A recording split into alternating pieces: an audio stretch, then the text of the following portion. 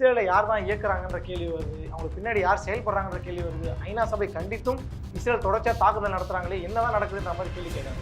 ஏன் திடீர்னு இந்த பிரச்சனை பூதாகரமாக? இதுக்கு முக்கிய காரணம் என்னன்னு பார்த்தீங்கன்னா, அவங்க பூரா அகதிகள் முகாமுக்கு போகிறாங்க. அந்த அகதிகள் முகாமில் பிறந்த ஒருத்தர் தான் வந்து இஸ்மாயில் ஹனியான்னு கொல்லப்பட்டவர். அவரோட தலைமையில் பலஸ்தீன் இஸ்ரேல். ஆமாம், பாலஸ்தீன் அண்ட் இஸ்ரேலோட ஹாஸ்டேஜ் எக்ஸ்சேஞ்ச் இருக்குல்ல, அது வந்து இவரோட தலைமையில் தான் எல்லாமே நடக்குது. என்ன பிரச்சனைனா, ஈரானுக்கு வந்து மிசைல் ஒன்று ஒரு 6 மாதம் முன்னாடி தான் கண்டுபிடிச்சாங்க. அது வந்து 1450 கிலோமீட்டர் தூரத்துக்கு போய் உளுந்து வெடிக்க முடியும். இது இன்னொரு முக்கியமான நம்ம கவனிக்க வேண்டிய செய்தி என்னன்னா, ஈரான்ல இருந்து இஸ்ரேலோட தலைநகர் வந்து 1250 கிலோமீட்டர் தான். கணக்கு பண்ணி அப்போ 10 மாதம் ஆகியும் ஒரு பெரிய நாட்டின் இராணுவத்தை வச்சுக்கிட்டு கூட ஒரு மிலிட்டன்ட் குரூப்பை அவங்களால கண்ட்ரோல் பண்ண முடியல அப்படின்னா, உங்கள் மிலிட்டரியோட ப்ராவஸ் வந்து பல்ல இழிக்குதுன்னு தான் இருக்கும். இஸ்ரேலோட ராணுவம் தான் உலகத்தையும் மிரள வைக்குதுன்ற மாதிரிலாம் அதான் அவங்க சொல்லிக்க வேண்டியதுதான் எல்லாரும். இந்த சைட்ல பார்க்கும்போது வெறும் குழந்தைகளும் பெண்களையும் தான் குறி வச்சு தாக்குறாங்கன்ற மாதிரி இது வேற, அதுதான் இனப்படுகொலைன்னு அவங்க மேல சொல்ல முடியாது. ஏன்னா குழந்தைங்களை புறம் கொண்டுட்டீங்கன்னா வளர்ந்து வந்து சண்டை போட ஆள் இருக்காது. 15 வயசு இருக்கிறவங்க ஒரு 10 வருஷத்துல 25 வயசு ஆயிடுவான், சண்டைக்கு வருவான். அடுத்த தலைமுறை இருக்கக்கூடாதுன்றதுனால அவனை கொண்டுட்டீங்கன்னா அடுத்த தலைமுறையில் சண்டை போட ஆள் இருக்கு. இந்தியாவும் இஸ்ரேலுக்கு ஆயுதங்கள்லாம் சப்ளை பண்றாங்கன்னு சொல்றாங்க. இந்தியா வந்து ஆயுதம் சப்ளை பண்ணல, ஆயுதம் தயாரிப்பதற்கு அவுட் சோர்ஸ் பண்ணியிருக்காங்க. இஸ்ரேலுக்கு தேவையான ஒரு ட்ரோன் செய்யறதுக்கு ஹைதராபாத்ல ஒரு கம்பெனிக்கு கான்ட்ராக்ட் கொடுத்துருக்காங்க. 3ஆம் உலக போருக்கான சூழலாம் உருவாச்சுன்றாங்க. அந்த அளவுக்கு மிகைப்படுத்தாத விஷயம். அந்த அளவுக்கு போகாது. ஆனால் ஈரான் கண்டிப்பாக ஒரு பெரிய தாக்கத்தை ஏற்படுத்தும். அது ஏற்படுத்தும்ன்ற நம்பிக்கை எதில் சொல்றேன்னா, முதல் முறையாக இந்த ஓராண்டில் நெத்தன்யாஹூ வந்து பங்கருக்கு உள்ள போறதுக்கு ரெடி ஆயிடுச்சு. நாளைக்கு இதே மாதிரி இன்னொரு நாடு வந்து ஐநா சபை பேச்சை மீறி செயல்படுறதுக்கான வாய்ப்புகள் இருக்கா? இல்ல, ஐநா சபைக்கு என்ன மரியாதை அப்ப இருக்குன்ற ஐநா சபையின் பேச்சை மீறி இவங்க செயல்படுறாங்கன்னு இல்லை. ஐநா சபையில் அந்த தீர்மானங்களை நிறைவேற்ற விடாமல் அமெரிக்கா அவரை பயன்படுத்தி ஒவ்வொரு தடவை தீர்மானம் வரும்போதும் அதை முறியடிச்சு இஸ்ரேலுக்கு எதிராக நடவடிக்கை எடுக்க விடாமல் பண்ணிக்கிட்டு இருக்காங்க. அமெரிக்கா என்ன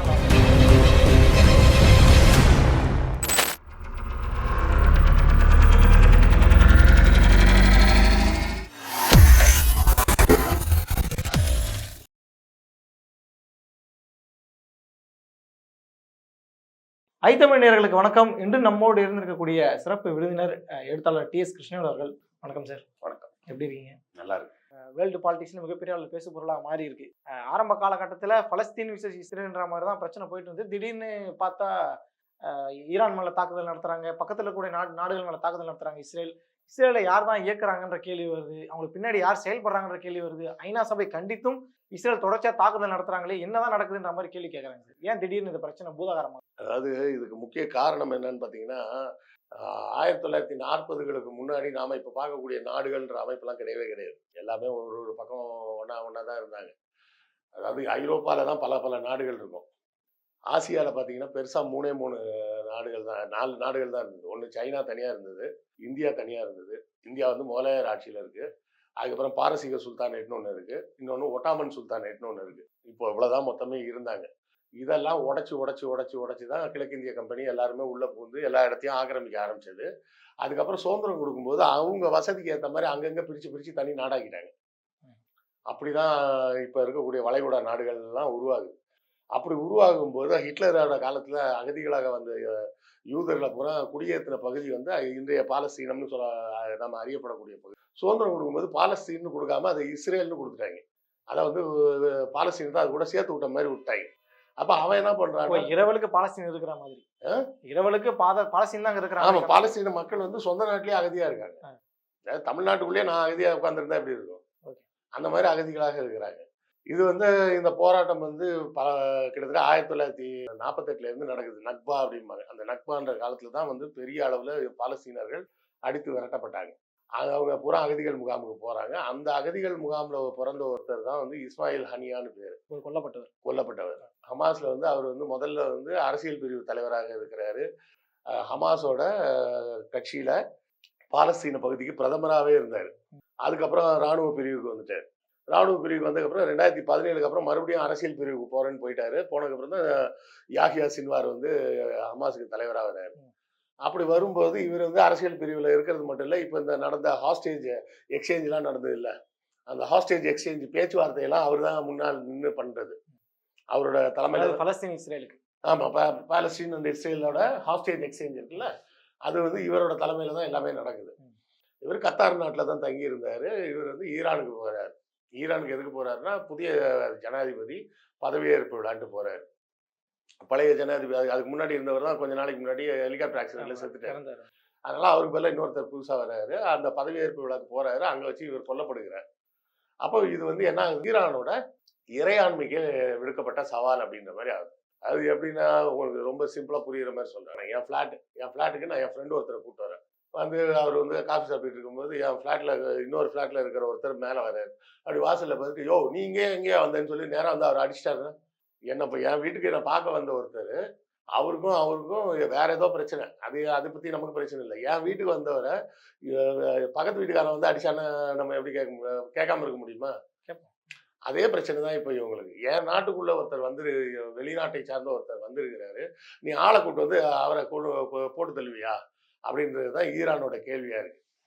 இப்போ இந்த தடவை பார்த்தீங்கன்னா, ரஷ்யா வந்து பெரிய அளவில் ஆயுதங்கள் எல்லாம் சப்ளை பண்றதுக்கு தயாருன்னு சொல்லி அனுப்பிட்டாங்க. ஆயுதங்கள் அனுப்பிச்சாங்களா, என்ன அனுப்பிச்சாங்கன்னு தெரியாது. பல சரக்கு விமானம்னா வேற ஒன்றும் இல்லை, உள்ள வந்து சீட்டிங்லாம் இருக்காது, அப்படியே லாரி மாதிரி மொத்தமாக காலியாக இருக்கும். எல்லாத்தையும் உள்ள லோட் பண்ணி அப்படியே ஃப்ளைட்டில் கொண்டு போய் இறக்கிடலாம். ஈரானுக்கு அனுப்புகிறாங்க ரஷ்யாவிலேருந்து. அப்போ அதுக்கு பதிலாக அமெரிக்கா வந்து என்ன பண்ணுறதுன்னு தெரியலன்னு தன்னுடைய மிலிட்ரி ஃபுல்லாக கல்ஃபில் கொஞ்சம் கான்சன்ட்ரேட் பண்ணுவோம் அப்படின்னு சொல்லி அவங்க ஒரு பக்கம் அனுப்புகிறாங்க. இதில் என்ன பிரச்சனைனா, ஈரானுக்கு வந்து மிசைல் ஒன்று ஒரு 6 மாதம் முன்னாடி தான் கண்டுபிடிச்சாங்க. அந்த மிசைல் வந்து இன்டர் கான்டினென்டல் பேலிஸ்டிக் மிசைல் அப்படிம்பாங்க. பேலிஸ்டிக்னா வெடிக்கக்கூடியதுன்னு அர்த்தம். கண்டம் விட்டு கண்டம் தாவக்கூடிய மாதிரி அப்படின்னு அதுக்கு ஒரு பேர். அது வந்து 1450 கிலோமீட்டர் தூரத்துக்கு போய் உளுந்து வெடிக்க முடியும். அந்த மாதிரி தொழில்நுட்பம் இஸ்ரேல்ல கிடையாது. இதில் இன்னொரு முக்கியமாக நம்ம கவனிக்க வேண்டிய செய்தி என்னன்னா, ஈரான்ல இருந்து டெல் அவீவ் இஸ்ரேலோட தலைநகர் வந்து 1250 கிலோமீட்டர் தான். கணக்கு பண்ணி பண்ண மாதிரி இருக்கு. ஆமா, எல்லாமே கணக்கு பண்ணி தானே பண்ணுவாங்க. அப்ப இங்க இருந்து அடிச்சாங்கன்னா, டெஹ்ரான்ல உட்காந்து ஒரு பட்டனை தட்டினா டெல் அவீவ்ல போய் அடிக்கும் அப்படின்ற அளவுக்கு ரெடி பண்ணியிருக்காங்க அப்படின்றதெல்லாம் செய்திகளாக வருது. ஒரு அளவுக்கு மேல பெருசாக போகும்போது அமெரிக்கா உள்ள வராது. உள்ள வந்தா வந்து நிறைய கேள்விகள் வரும். ஆனா இப்போ வரைக்கும் அமெரிக்கா தான் பேக்கப் பண்றதா? பேக்கப் பண்ணலாம், சண்டையில நேரா இறங்க முடியாது. நீங்க யாரு அவர் கூட சண்டை போட்டுக்கிட்டு இருக்கீங்கன்னா, உங்களுக்கு வேணா கட்டையை எடுத்து நான் கையில கொடுக்கலாம். நான் போய் கட்டையை எடுத்து அவரை அடிக்க முடியாது. அது ரெண்டுக்கும் வித்தியாசம் இருக்குல்ல. ஸோ அந்த மாதிரி தான் இப்போதைக்கு இருக்கிற சூழ்நிலை. ஏன்னா அமெரிக்கா அப்படி நேரடியாக வந்தால் ரஷ்யா நேரடியாக உள்ள வந்துடும், சைனா நேரடியாக உள்ள வந்துடும். ஸோ இந்த மாதிரிலாம் சிக்கல் இருக்கிறதுனால நேரடியாக வரமாட்டாங்கன்னு நம்பலாம். ஆனால் இப்போ முதல் முறையாக, அதாவது ஹமாஸ்ன்றது வந்து ஒரு சின்ன போராளி குழு தான். இஸ்ரேல் வந்து முழு இராணுவத்தை வச்சிருக்கு. முழு இராணுவத்தை வச்சுக்கிட்டே 10 மாதம் ஆகியும் இன்னும் அவங்களால அந்த கான்ஃப்ளிக்டை ஒரு முடிவுக்கு கொண்டு வர முடியல. யோசிச்சு பாருங்க, அக்டோபர் 7 ஆரம்பிச்சாங்க. இப்போ இந்த வருஷம் ஆகஸ்ட் வந்துருச்சு. இன்னும் செப்டம்பர் அக்டோபர் தான். 11ஆம் மாசம் நெருங்கிடும். 11வது மாசத்துல தான் இருக்கும். அக்டோபர் 7னா ஆகஸ்ட் 7லேயே 10 மாசம் முடிஞ்சிருச்சு. அதாவது நாளையோட முடியுதுன்னு வச்சுக்கலாம் நீங்க. அப்போ 10 மாசம் ஆகியும் ஒரு பெரிய நாட்டின் இராணுவத்தை வச்சுக்கிட்டு கூட ஒரு மிலிட்டன்ட் குரூப்பை உங்களால கண்ட்ரோல் பண்ண முடியல அப்படின்னு சொன்னா, உங்க மிலிட்டரியோட ப்ராவஸ் வந்து பல்ல இழிக்குதுன்னு தான் அர்த்தம். இல்லை சார், இஸ்ரேலோட இராணுவம் தான் உலகத்தையும் மிரள வைக்குதுன்ற மாதிரிலாம் சொல்லலாம். அவங்க சொல்லிக்க வேண்டியதுதான் எல்லாரும். ஆனா 10 மாசமா நீங்க என்ன கழட்டினீங்க? அந்த மிச்சம் டீடைன் பண்ணி வச்சிருக்கிற அந்த ஹாஸ்டேஜஸை கூட நீங்க உங்களால மீட்க முடியலையே. ஈரான், அதாவது ஹமாஸ் கிட்ட இருந்து இன்னும் அந்த ஹாஸ்டேஜ் அங்கதானே இருக்காங்க. ஆனா இவங்க சைட்ல பார்க்கும்போது வெறும் குழந்தைகளையும் பெண்களையும் தான் குறி வச்சு தாக்குறாங்கன்ற மாதிரி குற்றச்சாட்டு. இல்ல, அது வந்து அது வேற, அதுதான் இனப்படுகொலைன்னு அவங்க மேல சொல்லக்கூடியது. ஏன்னா குழந்தைங்களை புறம் கொண்டுட்டீங்கன்னா வளர்ந்து வந்து சண்டை போட ஆள் இருக்காது.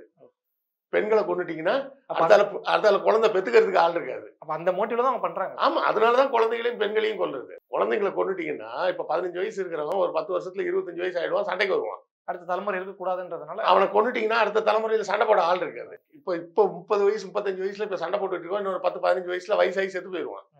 இந்த குழந்தைங்களை கொண்டுட்டோம்னா அடுத்த சண்டை போட வர்றதுக்கு ஆள் இருக்காது. பெண்களையும் கொண்டுட்டீங்கன்னா அடுத்த தலைமுறையை பெத்து கொடுக்கறதுக்கு ஆள் இருக்காது. அதனாலதான் அவன் பெண்களையும் குழந்தைங்களையும் குறி வச்சு கொள்றது. அப்படியே விட்டா ஒரு 30 வருஷத்துல இவங்க எல்லாம் வயசாகி செத்துருவாங்க அப்படின்ற மாதிரி அந்த பாலஸ்தீன இனத்தை அழிப்பதற்கான வேலை தான் இவங்க பண்ணிட்டு இருக்கிறது. சார் பாலஸ்தீனை அடிக்கிறாங்க, சரி ஒரு அதுக்கு ஒரு காரணத்தை அவங்க சொல்றாங்க, ஓகே. பக்கத்துல இருக்கிற லெபனானை ஏன் தாக்குறாங்க, அதே மாதிரி ஈரானை ஏன் தாக்கணும்? இல்ல, லெபனான் அவங்க தாக்கல. லெபனான்ல இருக்கக்கூடிய ஹெஸ்புல்லா தான் இஸ்ரேலை தாக்குறாங்க. சரியா? லெபனானில் இருக்கக்கூடிய ஹெஸ்புல்லா தான் இவங்களை தாக்குறாங்க.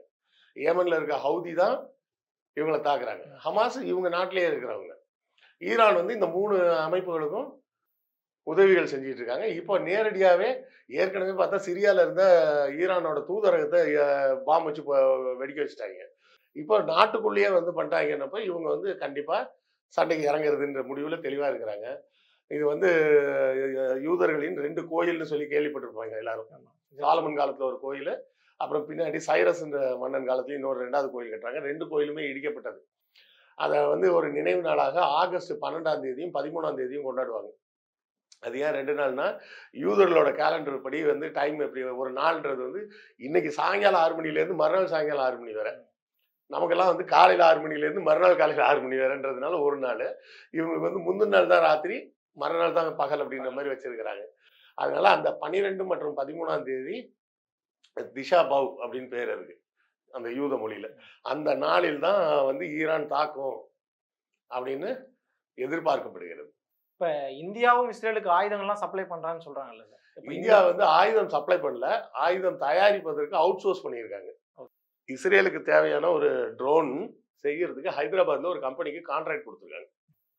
அவ்வளவுதான். தங்கள் நடுநிலையே காமிச்சுக்கிறாங்க இந்தியா, ஆனா ஏன் இந்த மாதிரி பண்றாங்க? இல்ல, சப்ளை பண்றது வேற, தயாரிச்சு கொடுக்கறது வேற.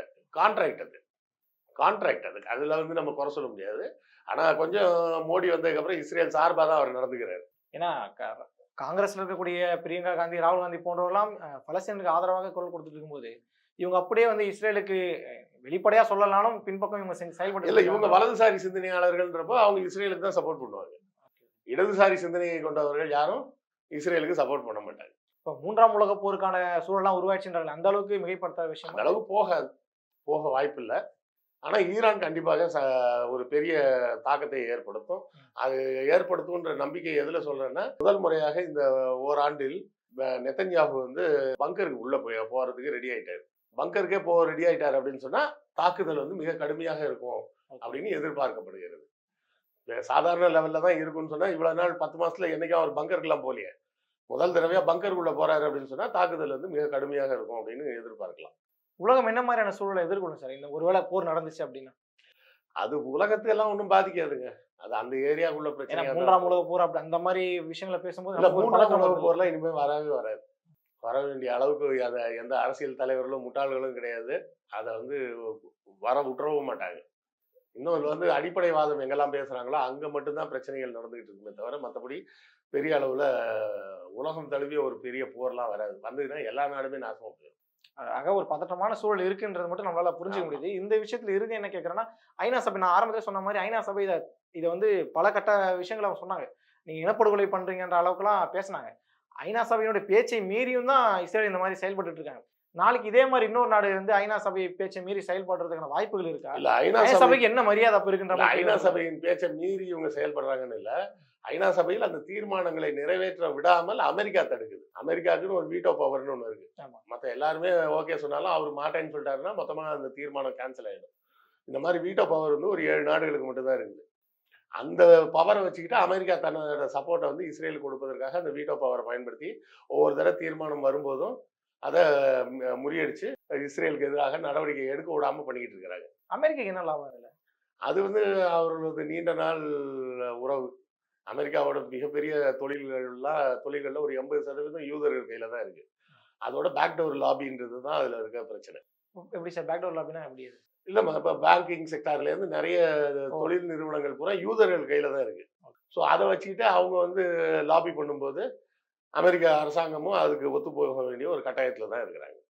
கடுமையான சூழலை சந்திக்கிறதுக்கு தயாராகிட்டாங்கன்ற தான் புரிஞ்சுக்க முடியுது. பல விஷயங்களை குறித்து எங்களோட பகிர்ந்துருக்கீங்க சார். ரொம்ப நன்றி. நன்றி.